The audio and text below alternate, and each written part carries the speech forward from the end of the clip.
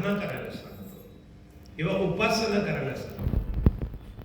उपा म्हणजे जवळ, आसन म्हणजे भगवंताच्या जवळ कसं राहायचं. जो लांब गेलेला असतो जगतामध्ये, बाह्य जगतामध्ये गुंतलेला असतो इंद्रियाद्वारा. म्हणून शब्द, स्पर्श, रसरूप आणि गंध या द्वारा त्याने बाहेरच्या जगतामध्ये भगवंतालाच बघायचं असतं. असं खरं पडलं तर त्या इंद्रियांचं उद्दिष्ट आहे. परंतु तो विपरीत भावनेनं शब्द, स्पर्श, रसरूप, गंधाद्वारा आनंद मिळवण्याच्या विपरीत अज्ञानावस्थेमध्ये बाह्य जगतामध्ये अडकून पडतो. त्यातल्या एकामध्ये जरी तो अडकला तरी त्यातनं सुटत नाही. त्याचं कारण आहे, तो विषय आता आपण घेणार आहे.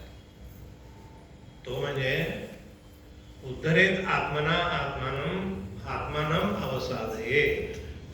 आत्मैव हि आत्मनो बंधु आत्मैव हि त्रिपुरात्मनः. हा विषय आपण आज आपल्या प्रवचनाला आज भगवंताच्या समोर आपण सेवा म्हणून सादर करणार आहे. तो जे काय आपल्याला आपल्या अंतःकरणामध्ये, हृदयामध्ये त्यानं जे ठसवलेलं असतं ते तोच आपल्याकडनं वरवून घेत असतो, अशी भावना आपली असते. म्हणून उद्धरेत पहिलं म्हणजे हे भगवद्गीता जे आहे ते सार आहे वेदाचं. आणि त्याच्यामध्ये जे 18 अध्याय आहेत त्यामध्ये हे सगळं योगारूढ होण्याचीच अवस्था त्यातून होत असते. प्रत्येक शब्द शब्द म्हणजे अमृताईपेक्षा अत्यंत श्रेष्ठ असा तो परमात्मा परब्रह्म स्वरूपाशी एकरूपत्वाचाच असतो. कारण त्याच्या मुखातूनच तो आलेला असतो. त्यामुळे त्याचं सामर्थ्य तेवढंच असतं, अपरंपार असतं. म्हणून प्रत्येक पहिल्या अध्याय विषाद युगापासून ते शेवटच्या अध्यायापर्यंत सगळ्यामध्ये भगवंतच दिसत असतो आपल्याला. आणि तो बोलत जेव्हा असतो तेव्हा तो आपल्याला अनुभूती आणि त्याचं सामर्थ्य त्याच्या संगतीमध्ये येत असतं.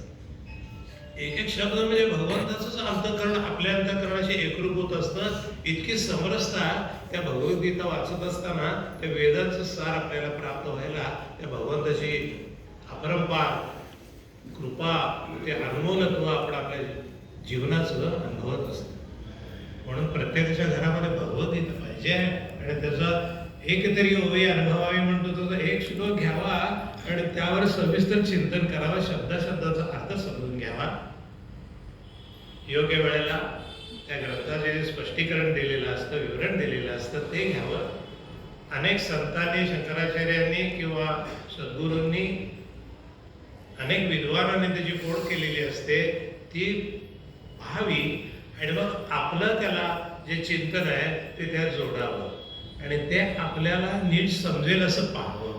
पाहताना ते शंका आली तर गुरुला विचारावं. मी इथं बोलत असताना समोरच्या सगळ्यांनी इकडं बघितलं पाहिजे. तिकडं कोण येत आहे, मग इथं मी बोलायचा काय फायदा होत नाही. तर सगळ्याचं 100% लक्ष इकडं पाहिजे.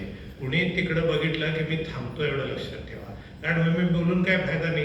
तुमचं बघून झालं की सांगा, मग मी बोलतो तुमच्याशी. असं असतं ते. हां, एनिवे, तर या भगवद्गीतेचं हे सार आहे वेदाचं. आणि वेदाचं उद्दिष्टच एक आहे की परमपदाला प्राप्त होणे, आत्मस्वरूपाचं ज्ञान अनुभूतीसहित प्राप्त होणं हे आपल्या जीवनाचं परम कर्तव्य जे आहे तेच आपल्याला त्यातून प्राप्त होतं. पण एवढे लक्षावधी ऋग्वेद, यजुर्वेद, सामवेद, अथर्ववेद याची उद्दिष्ट जी आहे सविस्तर आहे. हे सगळं भगवंताला जोडणारं असलं तरी सर्व शास्त्र एकत्रित आल्यासारखं ते वेद असतात. वेदोच्छिष्टम जगत सर्व. वेदात काय नाही असं नाही, पण आपल्याला हा जन्म पुरा पडत नाही. ते सगळे वेद, कारण ते बालपणापासून वयाच्या 8व्या वर्षी व्रतबंध होऊन गुरुग्रही होऊन निसर्गाच्या सान्निध्यात ते ज्ञान आत्मसात प्रत्यक्ष करावं लागतं. तेव्हा ते मी एकदा शंकराचार्यांच्याकडे गेलो.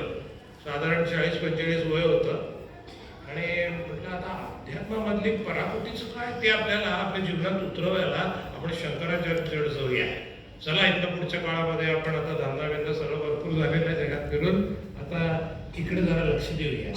म्हणून मी जाऊन त्याच्या पायावरती डोकं टेकलं आणि बसलो. इतर बोलता बोलता मी म्हटलं, मला अध्यात्मातलं म्हणजे सर्वश्रेष्ठ जे वेद आहेत त्याच्याबद्दल मला सविस्तर ज्ञान मिळवायचं आहे. आता पुढच्या जन्मी म्हणाले, आता या जन्मात ते त्याचा अभ्यासाला तुम्ही वेदाच्या मंत्राला लागू